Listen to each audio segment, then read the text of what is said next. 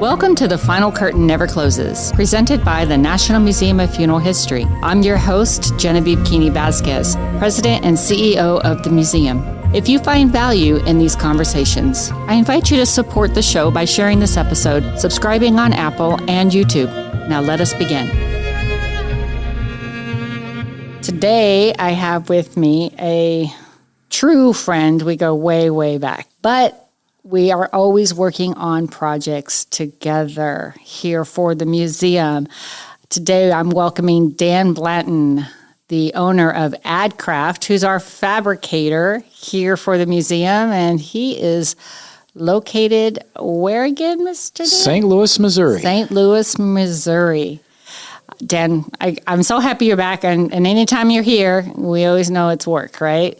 It's long nights and long days, but it's all for a great cause because we're always bringing in something new. So, Dan, I am fortunate enough to capture you on the podcast finally. So we are able to align the stars. So, again, AdCraft is his company, and I want him to tell you about that place because it is quite amazing.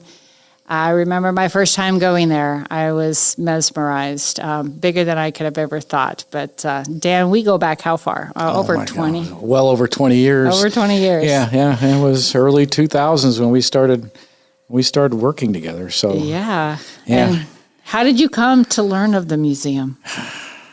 I was at work one day and I got a call. And there was a gentleman, he was at a funeral home down in South St. Louis, and he was looking for an exhibit to be built for one of their caskets, and they had a prototype already created, and it was there, and he wanted me to come down and look at it. He said, "Can you come right now?" And it's like 12:15, it's lunchtime. He said, "Can you come down right now because I have to leave and catch a plane, and I want somebody to look at this before I go." I go, "Okay." So I just dropped everything, and I went down there. It was 20 minutes away from the shop, and went down there, and it was a slat wall display had slat wall backgrounds. It had a casket in it, and the slat wall was used to put up. They had signage on there and shelves to show the casket and all the options for the linings for the casket and all the options for the wood and everything. And it was in the selection room at the funeral home. And long story short, I looked at it. I said, "Yeah, I can do something very similar to this," and worked up some designs, some costs, and we made a lot of them over the years for SCI.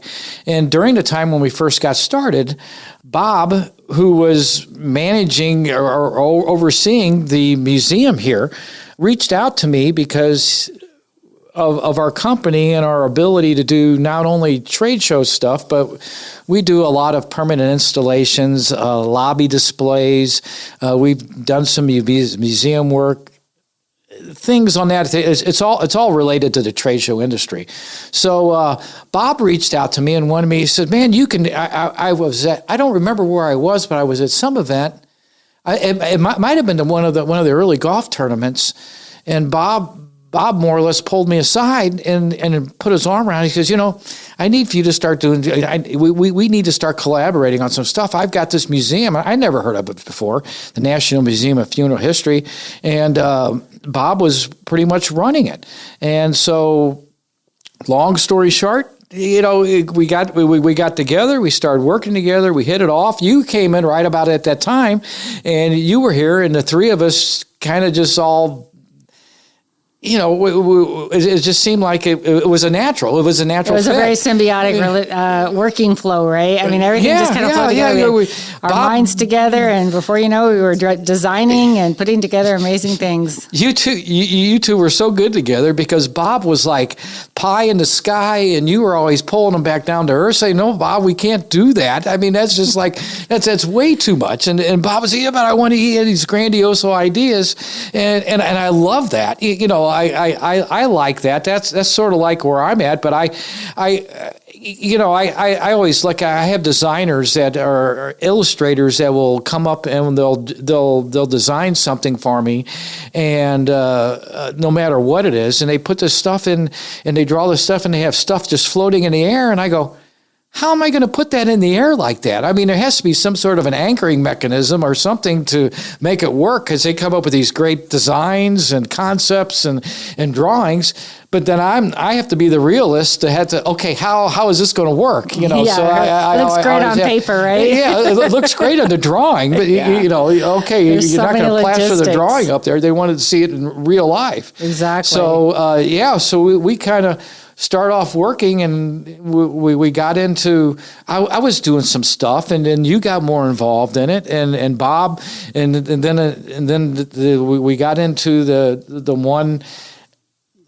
one evening that Bob called me, and he was at home watching the Pope John Paul had just passed away, and they're televising all the stuff over in Rome for this funeral, and all of the pageantry and the ceremonies and everything. And Bob was just, he called me up. I remember it was like 8 or 9 o'clock at night one night. He calls me at home, and he's looking at he says, I'm watching this on TV. So I really think we need to do something on this. And that's really how it all started. And yeah, that was our first big project. That was the first big one. Yeah, I mean, it was so big that it was huge. We ended up flying into St. Louis, going down to your facility so that we could start laying everything out, because we had so many pieces, right? To put There were so together. many parts and pieces, Yeah. and there was so much. And there again, there was so much that Bob wanted to incorporate. It was just like, hold on, Bob. You know, we got to reel this back a little bit.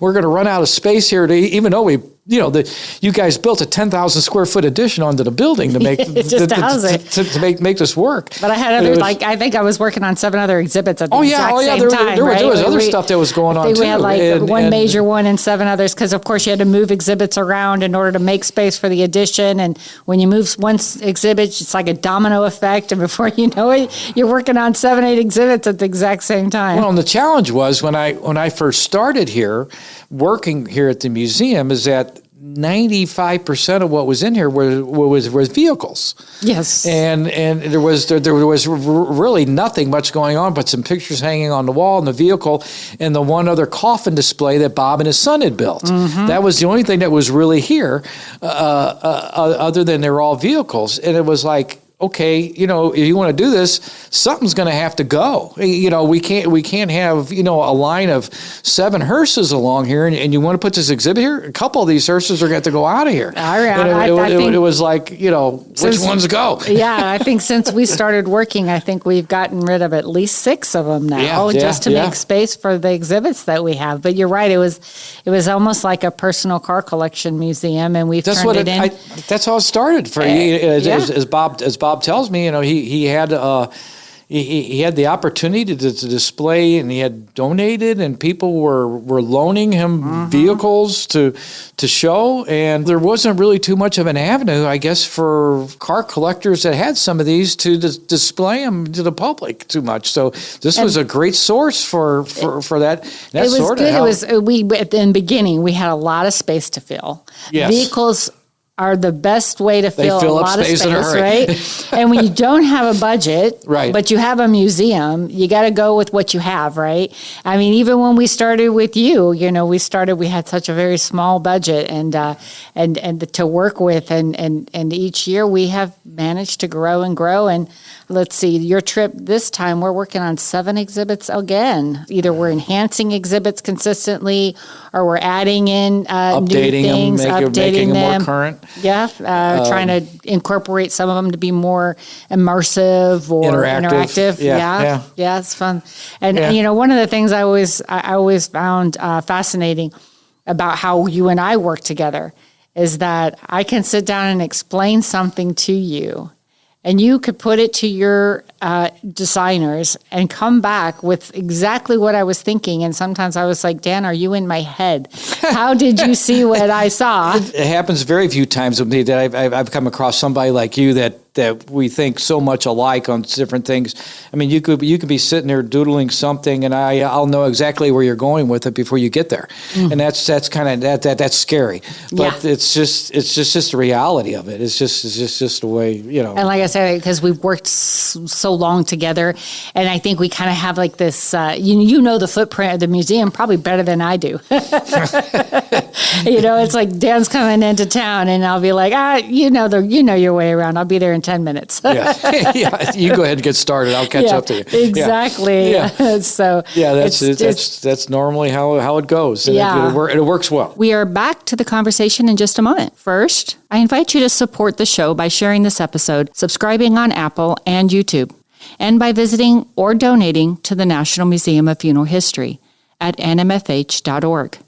Your support keeps these conversations going and helps us remind one another that any day above ground is a good one. And your average stay when you come in is what, 2 to 3 days? Yeah. Well, when I'm coming in for stuff like this, I'll come in because we don't work a 9 to 5. I mean, like today, this evening, we're going to be here for a while, and we're going to be going through stuff, and I like that. I don't, for me, I enjoy this. I do all the trade show stuff, and that's great. But after you've done, this is a nice alternative to trade shows because it's permanent. A trade show, I mean, I'll work for months on it, and we'll get it ready, and within a week, it's up, the show's happening, it's down, and it's gone.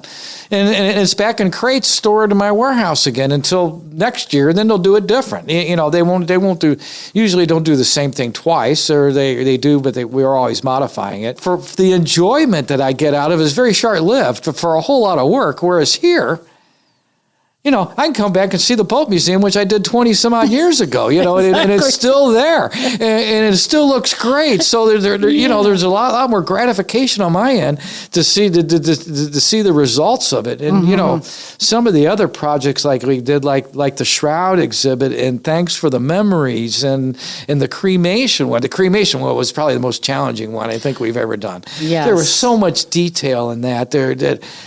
I think you and I spent a month going back and forth on one goofy copy panel. It was the one for the diamonds where the Al Gordanza, yes. Yeah, from Switzerland or Sweden, yes. wherever that was done. That was the hardest panel to come That up was with, the hardest copy panel I've ever done in my life. It's just because there was so much content that we had to decipher through, and we're talking science, right? We're talking the science. I mean, it's way over my head, so I'm trying to guess as to how it's supposed to be. We're trying to decipher through all this information and figuring out what comes first, second, and third in the process, right? Yeah, that was challenging. It was a mind. That was a mind. Probably that was the hardest thing I've ever done here. Was that one goofy copy panel? All the stuff that we were built was trying to get that thing. Sitting here created. talking with you, I really start realizing how many steps there are that you and I, go through in creating an exhibit. Because I remember I was at a convention,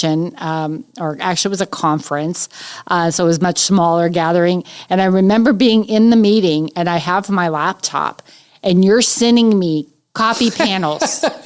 And I'm having That's right, I remember that. And it was for the Shroud exhibit. Yeah. And I'm trying to proofread these copy panels so that I can get it back to you while I'm in this conference. Because we were on a time crunch on that one, because you had already had a date that we had to meet to have it open, because we were opening up right after Easter. Yes. And we had to have it done, and we were up. The clock was ticking on that one. Yeah, and so I know we pump out some really good. We had to dance. Yeah, we pump out some stuff at the last minute, don't we? Yeah. Yeah, it's interesting, and sometimes we make last minute changes, and sometimes they're for the good, and sometimes they're for the whoops. And it's just like, you were talking about challenges of, looks great on paper, right? And then you have the challenge, right? What popped in my mind was the mirror that you had to put up for the Queen's. Oh yeah! Elizabeth exhibit, yeah. I mean, because when people don't think, you're like, oh, I'm gonna replicate this and it's gonna be great, and you're replicating it from a camera's angle on a photo that you see, and that's where a lot of my ideas come from, right? For capturing information that I want to put out to the public within the exhibit itself, right? We work a lot from photos, and And so we're like, we put together the Queen Elizabeth's, we got the beer, we got the coffin, we got it all set up, and realized that, oh, crush, that's what, 7 feet up. It's getting up there. That's pretty tall. Yeah. Like, most people aren't going to see what's on top of it. we're like, but there's some pretty cool stuff sitting up on top. Oh, And yeah. so now we have a challenge of how are they going to see what is on top of the coffin, right? I mean, how are we going to get that? And so you came up with this grandiose idea of putting a mirror up on the ceiling so that people can look up in the mirror and see what's on top. But yeah, we pivoted off the back wall that we put on there so we could angle it so it was just the right height. And that was another scary thing.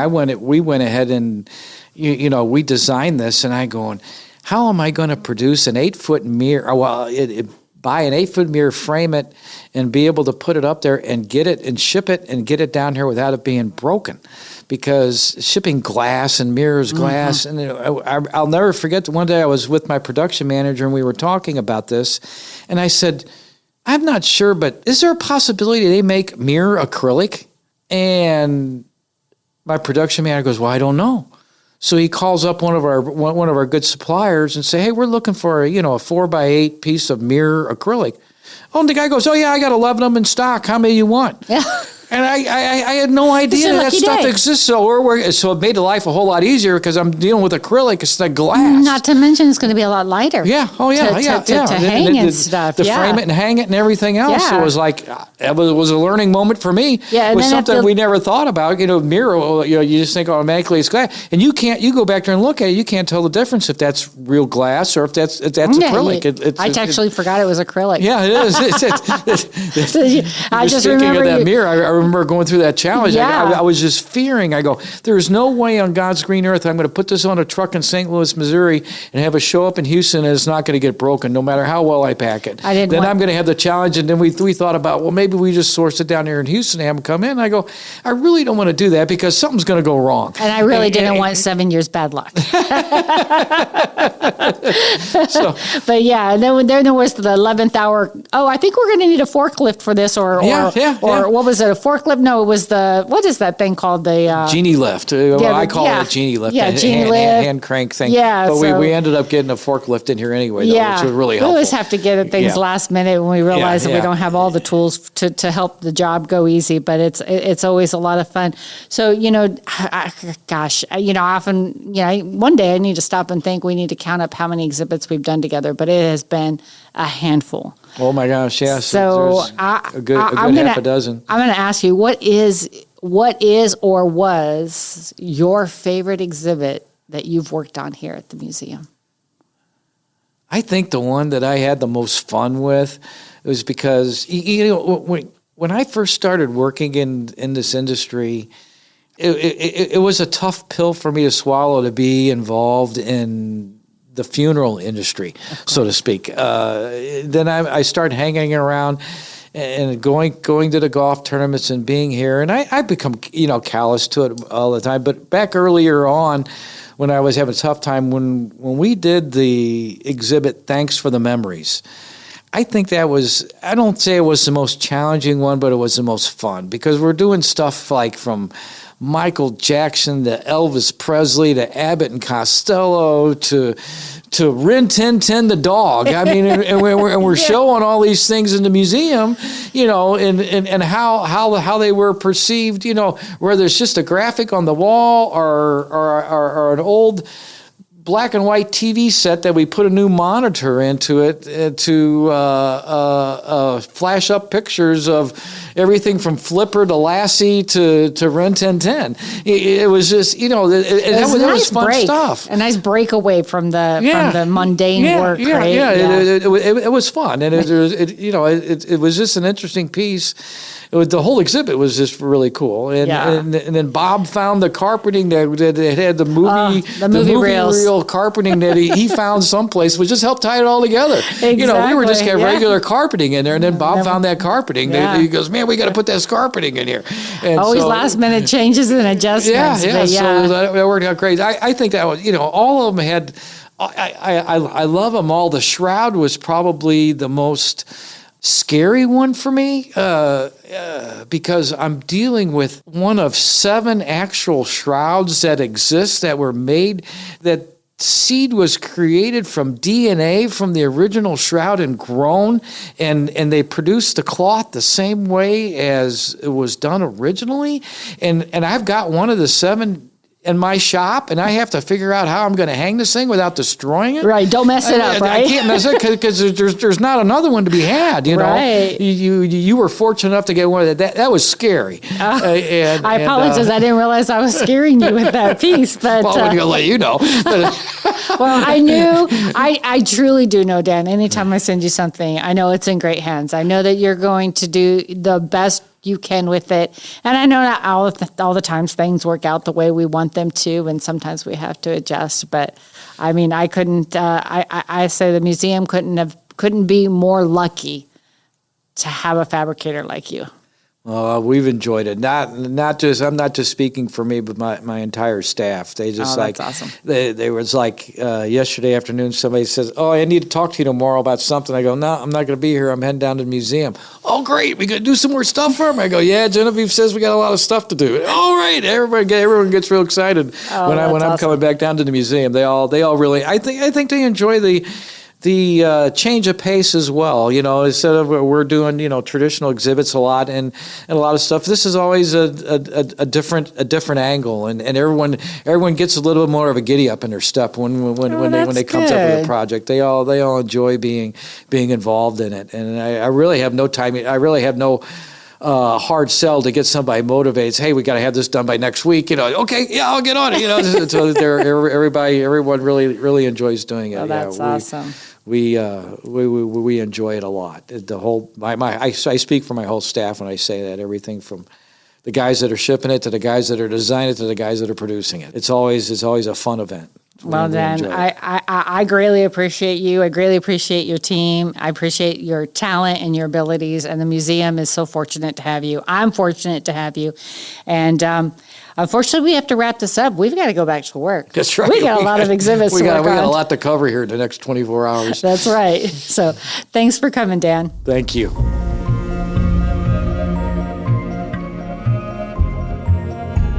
Thank you for joining this episode of The Final Curtain Never Closes.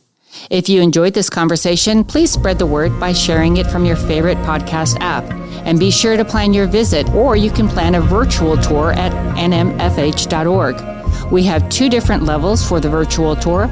We have an individual one for a 48-hour time span in which you can peruse the museum, or you can take the annual membership, which would allow you a 365-day tour of the museum at your leisure. And remember, any day above ground is a good one.